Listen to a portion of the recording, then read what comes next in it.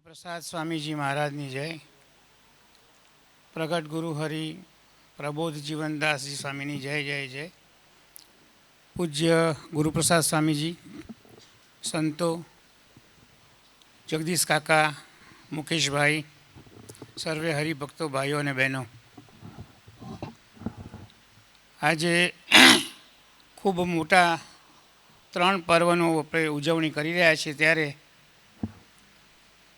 આખા અમદાવાદના બધા જ હરિભક્તો એક સાથે અહીંયા ભેગા થયા છે, જેના દર્શનનો લાભ મળી રહ્યો છે.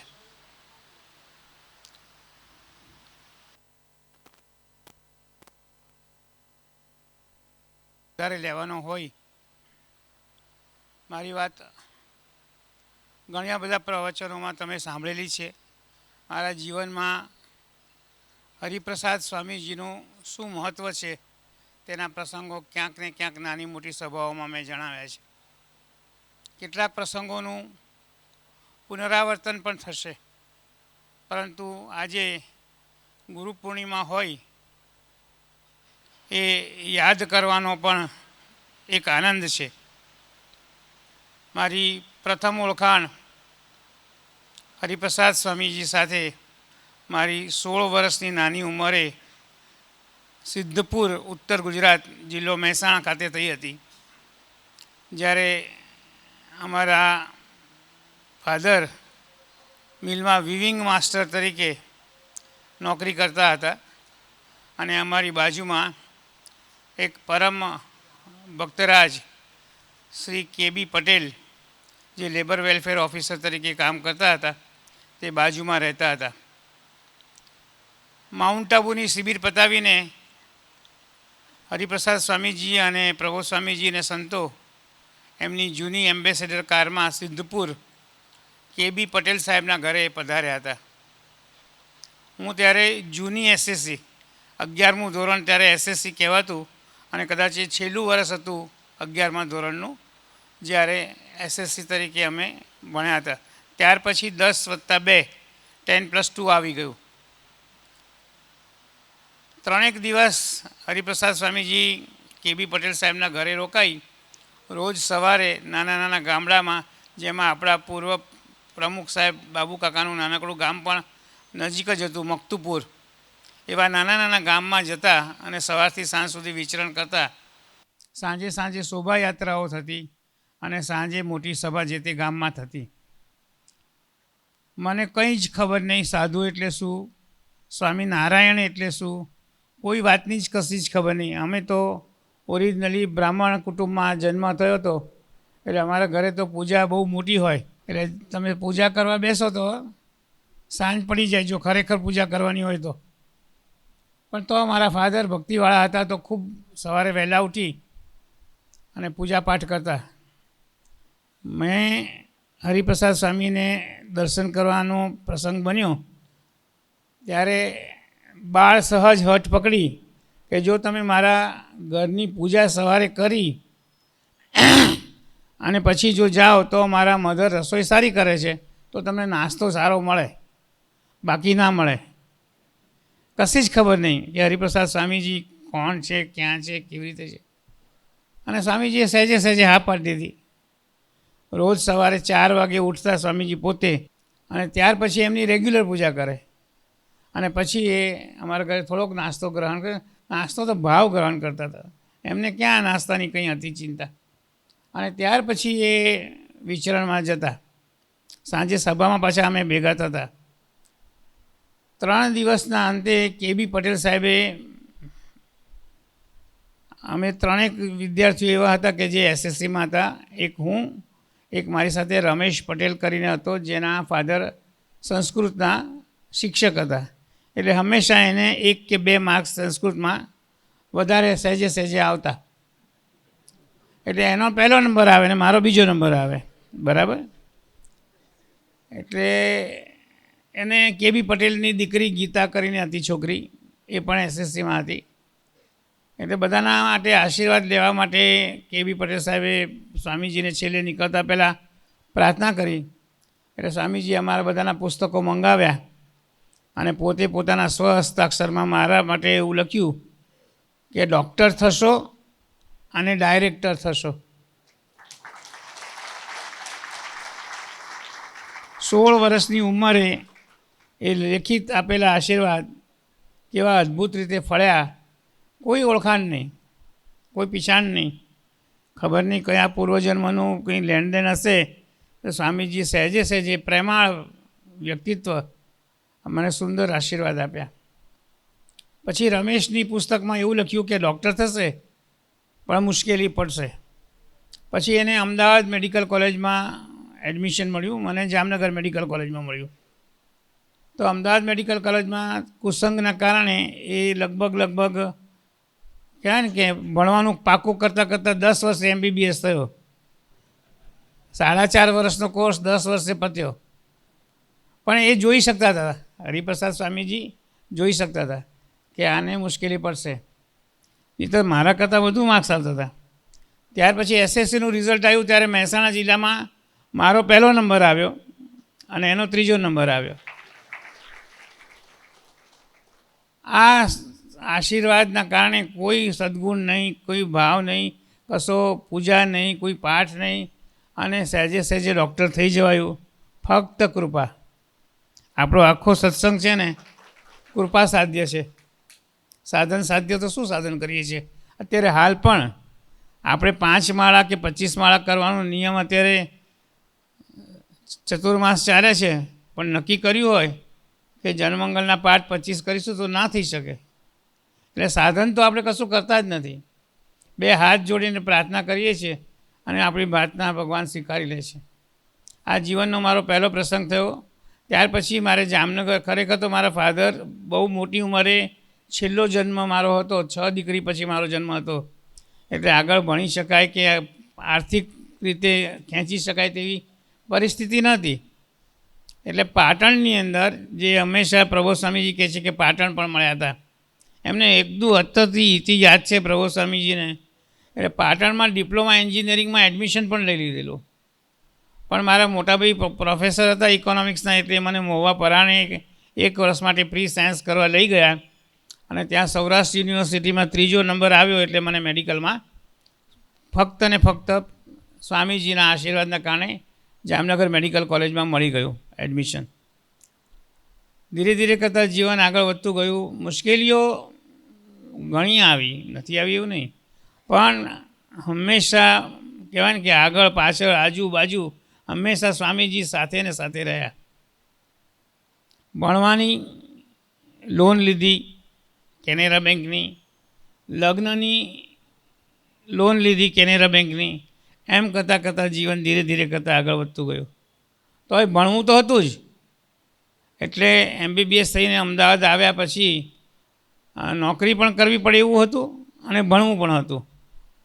એટલે અમારે છે ને બોન્ડ હતો તો 5 લાખ રૂપિયાનું. એ અત્યારે તો હવે 70 લાખનું થઈ ગયું કે તમારે ગ્રામીણ વિસ્તારમાં નોકરી કરો તો જ તમે 2 વર્ષ સુધી, ત્યાર પછી તમને બોન્ડ ફ્રી થવાય. હવે 70 લાખનું બોન્ડ છે.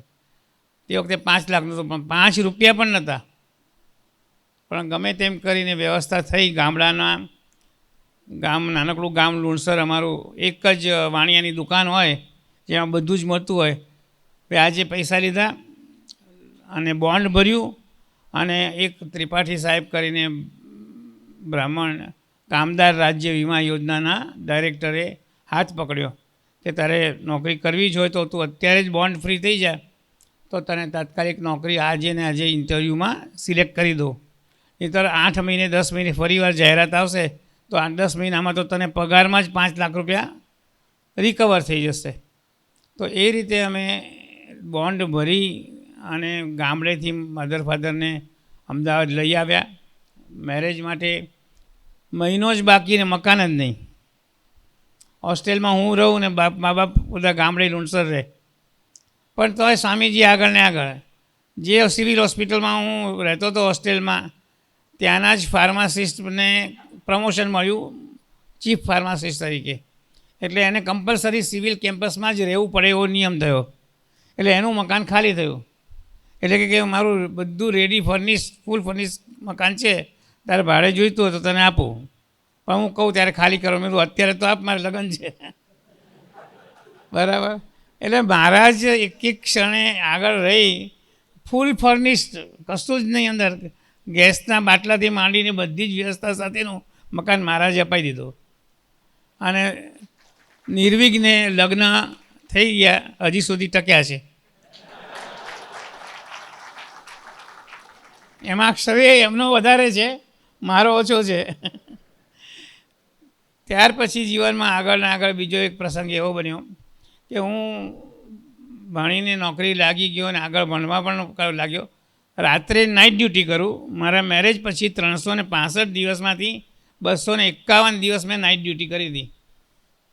અને દિવસે એની જે ઓફ મળે, ડે ઓફ, નાઇટ ડ્યુટીનો ઓફ મળે, એમાં અમદાવાદ સિવિલ હોસ્પિટલમાં સ્કિન ડિપાર્ટમેન્ટમાં ભણવા જતો હતો. એટલે ભણવું, જે બધા યંગસ્ટર્સ બેઠા છે આપણે અત્યારે ઝેનજી, જે આખી યંગસ્ટર્સની પ્રજા છે, અને ખાલી એટલી જ મારી વિનંતી છે કે ભણવું અને ભણાવવું બહુ અઘરું છે. બંને વસ્તુ અઘરી છે. કૃપા તો છે જ, આપણા ઉપર કૃપા છે એટલે તો અહીંયા બેઠા છીએ, પણ એ કૃપાને ઝીલવા માટે પણ મહેનત કરવી પડશે. મહેનત વગર નહીં ચાલે. બરાબર છે? તો એ રીતે નાઇટ ડ્યુટી કરી, દિવસે ભણી અને આગળ ભણ્યા તો ક્લાસ 1માં જીપીએસસીમાં સિલેક્ટ થઈ શક્યા. કારણ કે સ્વામીજીનો આશીર્વાદ હતો કે ડાયરેક્ટર થશો. એટલે રસ્તો એ મહારાજ જ કાઢતા હતા. મને તો કશી ખબર જ નહીં કે આ રીતે ભણીએ પછી આવું ગુજરાત પબ્લિક સર્વિસ કમિશન જેવું કંઈ હોય, એમાં પરીક્ષા આપવાની હોય અને એમાંથી સિલેક્ટ થવાય ને ડાયરેક્ટ ક્લાસ 1 થવાય. અને પછી ડાયરેક્ટ ક્લાસ 1માં સિલેક્શન પણ મહારાજે કરાવ્યું. લકીલી એ વખતે મને નોકરી, પહેલી જ નોકરી રાજકોટ મળવાની હતી. એના બદલે જે મારી સાથે નોકરી કરવાવાળા બીજા ભાઈ હતા, જેનો નંબર પહેલો હતો, એને રાજકોટ જવું હતું. તો એ રાજકોટ ગયા અને મને અમદાવાદ મળ્યું. અમદાવાદ મળ્યું તો સ્વામીજીના સંપર્કમાં વધુ ને વધુ રહેવાયું. અહીંથી વડોદરા જવાનું થતું હતું. મારું વજન એ વખતે પછી વધતું 118 કિલો થઈ ગયું હતું. એટલે મને સ્વામીજી બે જ નામે બોલાવતા. કાં તો મને જાડિયાભાઈ કે, હંમેશા એવું કે પવિત્રભાઈને કે જાડિયાભાઈને બોલાવી આવો, કાં તો સાહેબને બોલાવી આવો. બરાબર? અને એક વખતે અમારા એક કાર્યક્રમ ચાલતા હતા, શાળા આરોગ્ય કાર્યક્રમ, એમાં થોડું ચેસ્ટ પેઇન થયું તો ઇમરજન્સીમાં એન્જિયોગ્રાફી કરવા UN મહેતા હોસ્પિટલમાં લઈ ગયા. આમાં છે ને થોડો VIP સિન્ડ્રોમ પણ હતો. ખરેખર ચેસ્ટ પેઇન એવું પણ નહોતું કે જેમાં એન્જિયોગ્રાફી કરવી પડે, પણ RK પટેલ સાહેબને એવું કે આ ક્લાસ 1 ઓફિસર છે ને પછી કંઈ થાય એના કરતાં એન્જિયોગ્રાફી કરી દઈએ.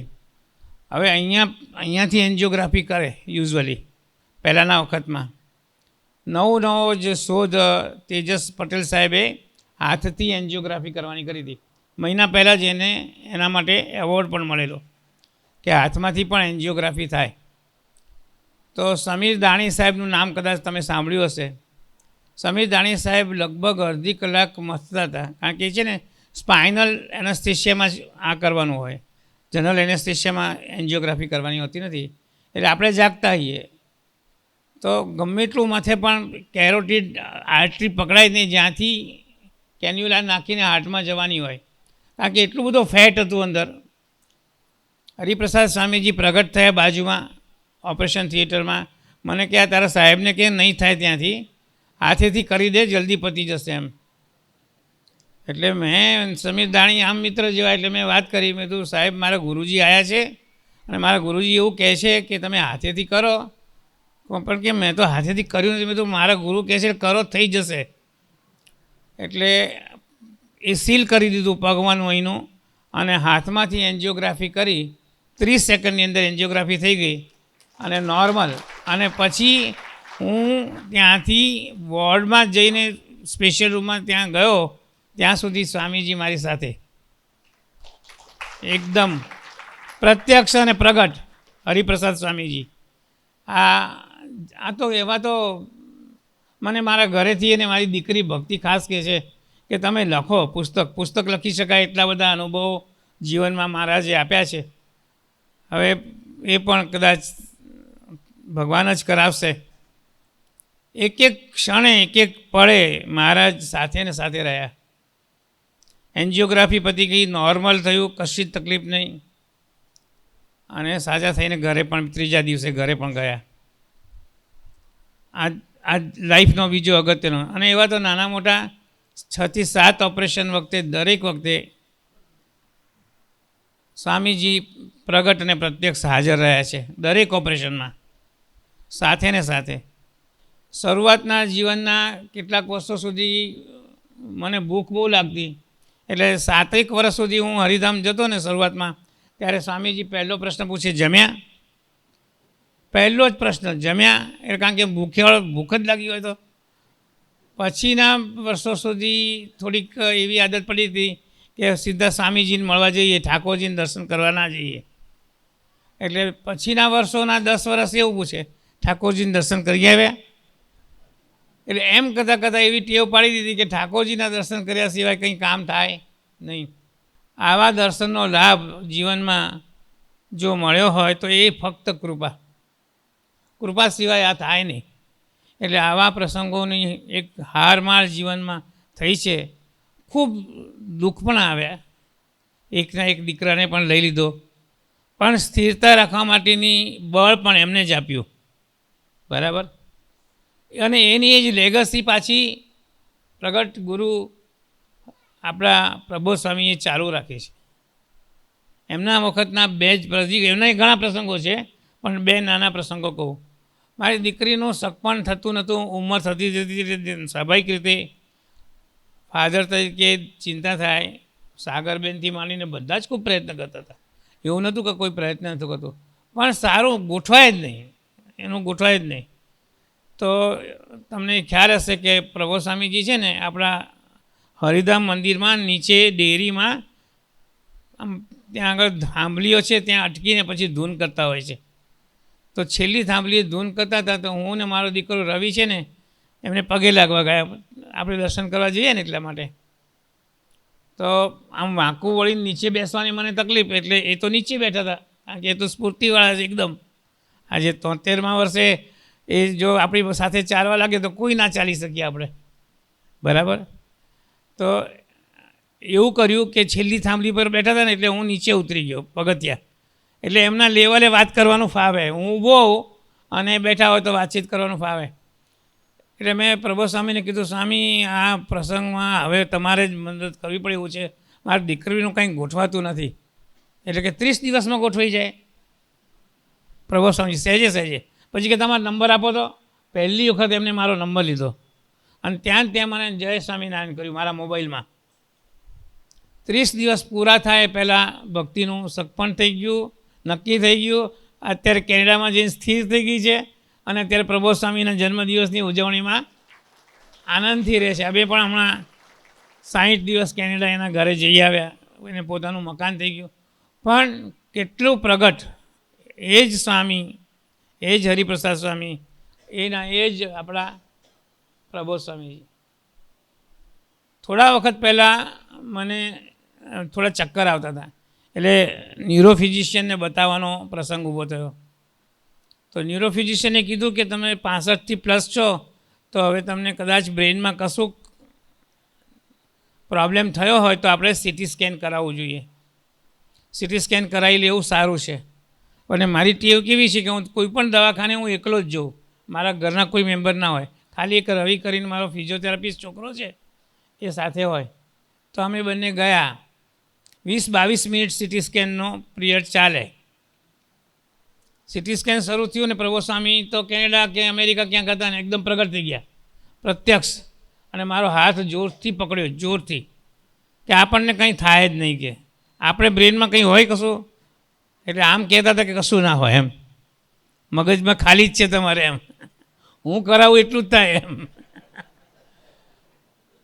એટલે એટલો જોરથી હાથ પકડ્યો અને સીટી સ્કેન પતી ગયું, નોર્મલ રિપોર્ટ આવ્યો, કશું ના નીકળ્યું. અને 2 દિવસ સુધી મને હાથ દુખ્યો ફિઝિકલી. એ તો ક્યાંક વિચરણમાં હતા.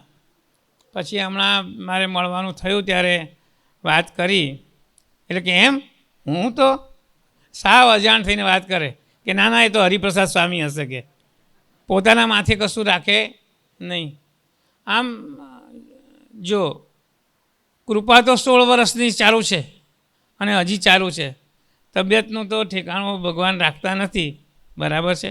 કંઈકનું કંઈક થાય છે, પણ હિંમત હારવા નથી દેતા. અત્યારે છેલ્લે હું artificial intelligence in health care MS યુનિવર્સિટીમાં હમણાં જ ભણીને છેલ્લો કોર્સ મારો ઇન્ડસ્ટ્રીયલ હેલ્થ પછીનો ડિસ્ટિંક્શન સાથે પાસ થઈ ગયો. એટલે દરેકે દરેક યુવાનને એટલી રિક્વેસ્ટ છે કે કંઈનું કંઈ ભણ્યા કરજો. મને છે ને સ્વામીજી બહુ વર્ષો પહેલાં કીધેલું કે તું ડૉક્ટર છે ને એટલે તારે 2 વસ્તુ યાદ રાખવાની. એક તો ચાવવાની બાબતમાં તો એમનો બહુ જ આગ્રહ કે 37, 32, 17 એવું કીધા જ કરે. ચાવ્યા કરવાનું, ચાલવાનું 30 મિનિટ અને 30 મિનિટ ભજન કરવાનું. એટલે ભજનમાં એમ કે તું ભણે, તારું ભણવાનું કરે, વાંચવાનું કરે તો એ ભજન જ કહેવાય. પણ તારે 30 મિનિટ માટે વાંચન કરવાનું કંઈ પણ, અને 30 મિનિટ માટે શરીર માટે ધ્યાન આપવાનું.